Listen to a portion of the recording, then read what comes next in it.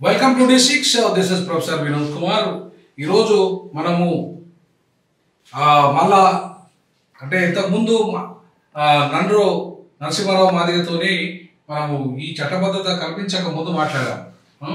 రేవంత్ రెడ్డి గారితోనే సాధ్యమవుతుంది వర్గీకరణ అని చెప్పేసి ఆయన ముందు మాట్లాడాడు గతం నాకు తెలిసి 3-4 days బ్యాక్. అయితే ఇవాళ చట్టబద్ధత కల్పిస్తూ ఇవాళ శాసన మండలిలో ఆమోదం జరిగింది. అలాగే పార్లమెంట్లో అసెంబ్లీలో కూడా ఆమోదానికి చర్చ కూడా అయిపోయింది. రేపు రానున్న బడ్జెట్లో కంప్లీట్గా చట్టం వచ్చేస్తుంది, గెజెట్ కూడా వచ్చే అవకాశం ఉంది.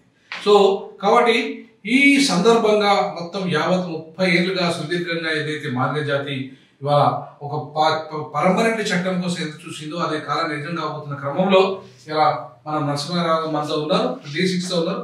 చెప్పండి బ్రదర్. నమస్తే. మాదిగల ఆకాంక్ష వర్గీకరణ కాంగ్రెస్ ప్రభుత్వంతో అయిపోయింది సార్. వెరీ గుడ్,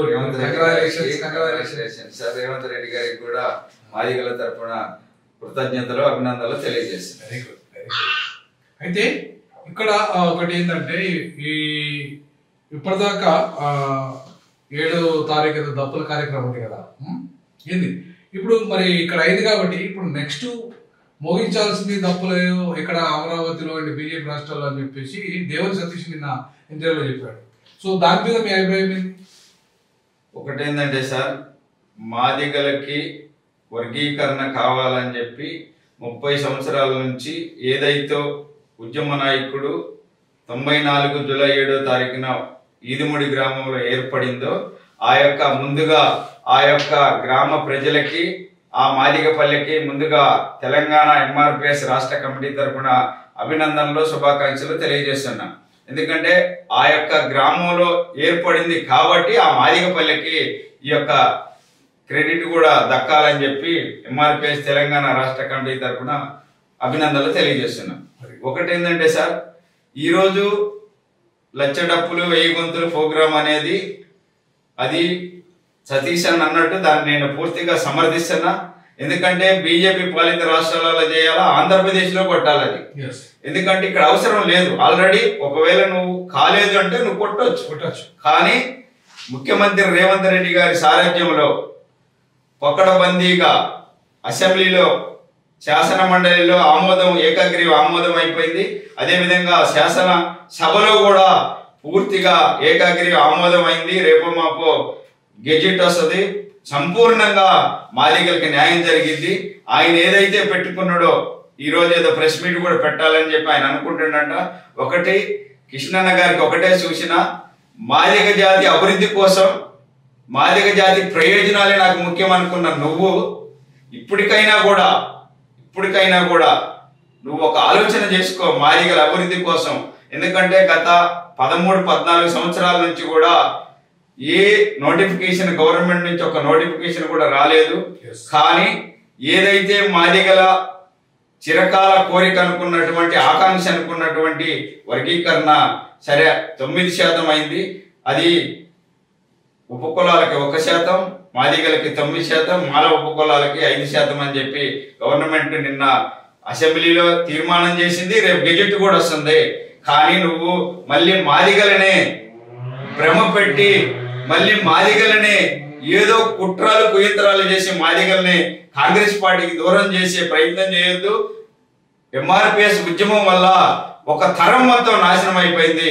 కానీ ఇప్పటికైనా కూడా MA PhDలు చేసి DSCలు చేసి మాదిగ విద్యార్థులు యువకులు వేలల్లో లక్షల్లో ఉన్నారు. కాబట్టి నువ్వు ఈ యొక్క వర్గీకరణని రేవంత్ రెడ్డి గారి సారథ్యంలో వచ్చినటువంటి వర్గీకరణని సంపూర్ణంగా నువ్వు మద్దతు ఇచ్చి ఏ అపోహలు కానీ మాదిగ సమాజంలో ఏ అపోహలు కానీ పెట్టొద్దని చెప్పి నేను కోరుకుంటున్నాను. ఎందుకంటే ఇప్పుడు గతంలో కంటే 7% కంటే 9% వచ్చింది. దానివల్ల 2% పెరిగింది. ఇంకోటి సంచార జాతులకు కూడా ప్రత్యేకంగా 1% కేటాయించారు. దానివల్ల కూడా గతంలో మాదిగా ఆనమంద కులాలుగా ఉన్న కొన్ని కులాలు కూడా అందులో వెళ్ళిపోయింది. సో దానివల్ల లాభం జరిగింది కదా మాదిగలకి. ఇప్పుడు దాంట్లో మళ్ళీ ఇంకా కావాలని అంటే ఇప్పుడు 9% రావడం అనే దాన్ని కొంతవరకు మనం సాధించాలి. ఇప్పుడు అట్లాగే ఇప్పుడు మాలలో కూడా వాళ్ళ జనాభా 4% వాటా ప్లస్ ఉపకులాల్లో 1% ఉంటుంది. సో 5%. కాబట్టి 5% మీద తప్పెట్లయితుంది?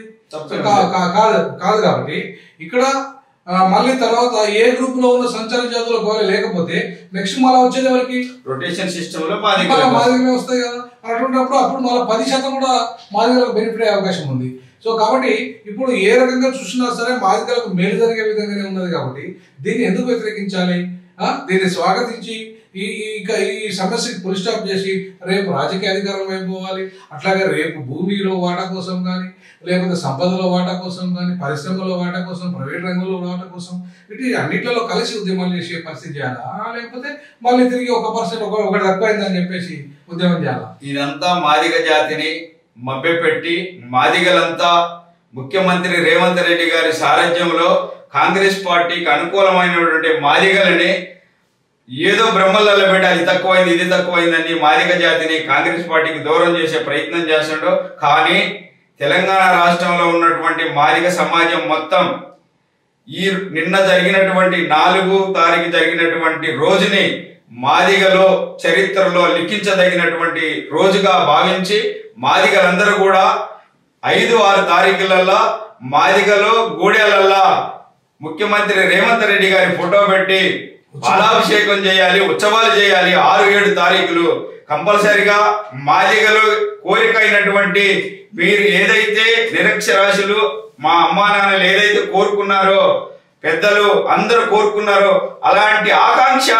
30 సంవత్సరాల తర్వాత ఆ ఉద్యమ నాయకుడి సారథ్యం కనీసం ఒక్క మైనస్ కూడా లేకుండా కాంగ్రెస్ పార్టీ ఆధ్వర్యంలో ముఖ్యమంత్రి రేవంత్ రెడ్డి గారి ఆధ్వర్యంలో జరిగింది. కాబట్టి మాదిగలకి ఈ యొక్క రోజు చరిత్రలో లిఖించదగినటువంటి రోజుగా మేము భావిస్తున్నాం. అందుకే ఇవాళ మీరు చూస్తున్నారు కదా, ఇప్పుడు నరసింహారావు గారు చాలా స్పష్టంగా చెప్తున్నారు, మీరు ఉత్సవాలు చేయండి 5-6-7 తారీఖులలో. ఎందుకంటే ఇది చట్టబద్ధత వచ్చేసింది, ఇక గెజిట్ లో రావాల్సిందే కాబట్టి అది పెద్ద సమస్య కాదు. ఒకసారి అసెంబ్లీలో అండ్ మండలిలో తీర్మానం అయిపోయిన తర్వాత, అనుకూలంగా అయిపోయిన తర్వాత చట్టబద్ధత ఒకటి గెజిట్ మిగిలి ఉంటుంది కాబట్టి ఇక దీన్ని ఎవరు ఆపలేరు. కాబట్టి ఖచ్చితంగా రేవంత్ రెడ్డి గారికి మాదిగ జాతి రుణపడి ఉండాలి. ఆ దిశగా వాళ్ళ ఉత్సవాలు చేసుకోవాలి. ఇంకా ఒకవేళ ఆంధ్ర మాదిగలకి అక్కడ న్యాయం జరగాలంటే అక్కడ పోయి దప్పుల కార్యక్రమం ఉండాలి. అట్లాగే బీజేపీ పాలిత రాష్ట్రాల్లో చట్టం రాని రాష్ట్రాలు ఉన్నాయి కాబట్టి అక్కడ కొట్టాలని చెప్పేసి ఇవాళ మన మిత్రుడు భావిస్తున్నాడు. అందుకే ఈ రోజు ఈ చర్చ ఇంతటితో ముగిద్దాం. Thank you. Thank you sir.